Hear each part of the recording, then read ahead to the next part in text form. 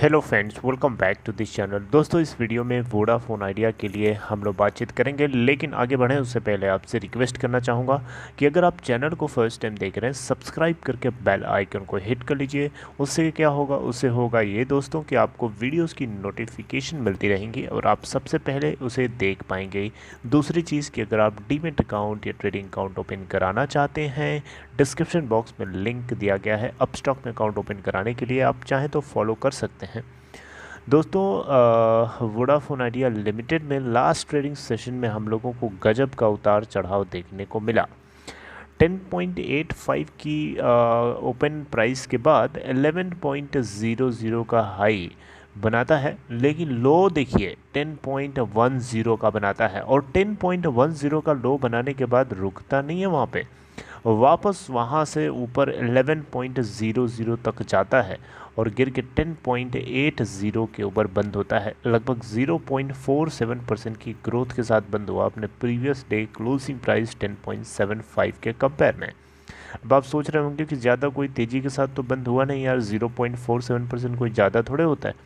लेकिन दोस्तों, पूरे इंट्राडे में जो कवरिंग किया है, जो ट्रैवल किया है, ये बहुत ही बड़ी बात है। 642.6 मिलियन शेयर्स एनएसई के ऊपर ट्रेड किए गए, यानी 64 करोड़ 26,57,663 ये एनएसई का वॉल्यूम है कल के दिन का। 31,034 करोड़ रुपए कंपनी की मार्केट कैप है और अगर आप देखें तो इसका 52 वीक लो है 4.55 का और हाई है 13.80 का। और 4.55 से यानी 52 वीक लो से अगर आप देखें तो अभी जो जिस प्राइस पे है उस प्राइस तक 137.36% का गेन दिखा चुका है। डिलीवरी परसेंटेज में आपको कंबाइंड बेसिस पे बताना ज़रूरी समझता हूँ। देखिए, कल के दिन की डिलीवरी की बात करें तो 19.5% है 21 सितंबर 2021। चलिए बात करते हैं सीधे अपडेट की। तो दोस्तों, अपडेट यहाँ पे कुछ ऑफिशियल नहीं है, लेकिन दोस्तों एक पॉइंट ऑफ व्यू है, एक नज़रिया है देखने का और आप लोगों से वही मैं शेयर करना चाहता हूँ। दोस्तों देखिए, दुश्मन का दोस्त दुश्मन होता है, ये बात तो बहुत अच्छे से आपको पता है। यानी अगर यहाँ पे कोई ए है, सपोज़ करिए यहाँ पे, और एक है यहाँ पे कोई बी, और एक है यहाँ पे कोई सी, राइट। तो अगर ए, सपोज़ करिए, एक सेकेंड, सपोज़ करिए ए की बी के साथ जो है दुश्मनी है, यानी ए और बी आपस में दुश्मन है, ए और बी एक दूसरे के राइवल हैं, तगड़े कॉम्पिटिटर्स हैं, राइवल हैं, प्योर एक दूसरे के कट्टर राइवल समझ लीजिए, ठीक है। अब सी यहाँ पे चाहे तो फ़ायदा उठा सकता है, सी मान लीजिए ए का, सी भी एक राइवल है, लेकिन ये तगड़ा नहीं, थोड़ा कमज़ोर राइवल है, कमज़ोर है। तो ये सी चाहे तो फ़ायदा उठा सकता है बी के साथ दोस्ती करके। कैसे? देखिए, ये एग्जांपल बड़ा फिट बैठता है रियल लाइफ में। आइए मैं आप लोगों से डिस्कस करता हूँ। दोस्तों, रिलायंस इंडस्ट्री लिमिटेड, जैसा कि आपको पता है, Reliance Jio digital part of Reliance industry limited, जो कि जियो फ़ोन नेक्स्ट लॉन्च करने वाला है कुछ ही महीनों के अंदर, और ये फ़ोन 10 सितंबर 2021 को लॉन्च करने वाला था, लेकिन किसी कारण के चलते, वो कारण क्या था? Chip shortage. इंटरनेशनल मार्केट में चिप की शॉर्टेज चल रही है, जिसके चलते इन्होंने कहा कि दिवाली के आसपास ये फ़ोन को लॉन्च करेंगे।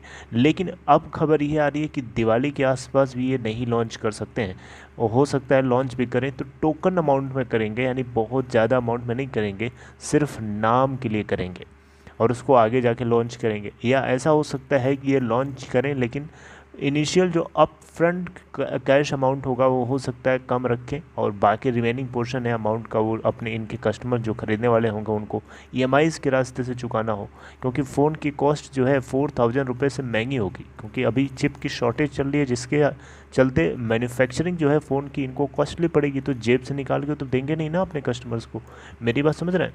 तो ये एक छोटा सा टेम्प्रेरी चैलेंज आ गया है रिलायंस जियो के सामने, डिजिटल पार्ट रिलायंस डिजिटल के सामने, इस जियो फ़ोन नेक्स्ट को लॉन्च करने के पीछे, जिसके चलते अभी इस पूरे मामले के ऊपर एक पॉज लगा हुआ है, राइट। कैंसिल नहीं है, लेकिन एक पॉज है।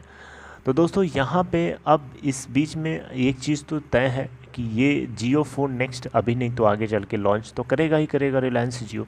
तो इसको टेक ऑन करने के लिए वोडाफोन आइडिया को कुछ तो करना पड़ेगा ना, क्योंकि वोडाफोन आइडिया को अपने अपने बिजनेस के इंटरेस्ट को बचाने के लिए हर तरीके से एवरी हर फ्रंट से उसको अपने बिजनेस के इंटरेस्ट को बचाने के लिए तैयार होना पड़ेगा। तो इस बीच में सैमसंग का चाहे तो वोडाफोन आइडिया सैमसंग के साथ किसी तरीके से कोलैबोरेशन कर सकता है। सैमसंग कब काम आएगा, क्योंकि देखिए यहाँ पे बहुत ही कहानी फिट बैठती है, एबीसी वाला एग्जांपल जो दिया था उससे। रिलायंस डिजिटल जियो फ़ोन नेक्स्ट लॉन्च करेगा, जिससे इंडिया के अंदर जितने भी 4G 2G कस्टमर्स हैं वो सभी के सभी 4G की तरफ आने की तरफ बढ़ेंगे। इवन जो 4G कस्टमर्स हैं वो भी उससे इंस्पायर होकर के वो भी खरीद सकते हैं। तो इस बीच में सैमसंग के प्रोडक्ट्स की सेल कटेगी रिलायंस इंडिया के अंदर, क्योंकि इंडिया में इंडियन मार्केट में सैमसंग के फ़ोन्स की जो बाढ़ है, सैमसंग के फ़ोन्स की जो यहाँ पे डिमांड है वो बहुत ज़्यादा है राइट।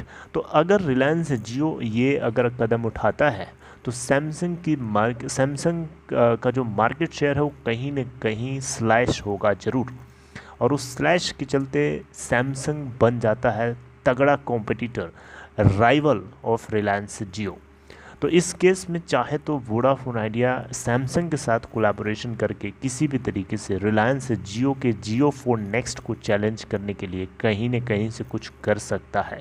सैमसंग यहाँ पे एक तरीके से देखा जाए तो वोडाफोन आइडिया के लिए इस दर्द को इस प्रभाव को वोडाफोन जियो फ़ोन नेक्स्ट का जो प्रभाव होगा, जो इम्पैक्ट होगा वोडाफोन आइडिया के कस्टमर बेस के ऊपर या पूरे टेलीकॉम कस्टमर बेस के ऊपर, उसको थोड़ा सा कम करने के लिए ये कदम उठाया जा सकता है। देखिए दोस्तों, ये जो कुछ मैं बता रहा हूँ ये मेरी अपनी ओपिनियन है, ये हो सकता है आगे ट्रू भी हो नहीं भी हो, दैट इज़ नॉट श्योर। लेकिन आप लोगों का क्या ख्याल है, how do you think this, let me know in comment box. अगर आपको ये कंटेंट मेरा समझ में आया, अगर अच्छा लगा, इफ़ यू लाइक दिस, अगर आपको लगता है कि ऐसा पॉसिबल हो सकता है, then please let me know in comment box and take care. If you like this content, please like, share and subscribe this channel and take care. We will meet in next video.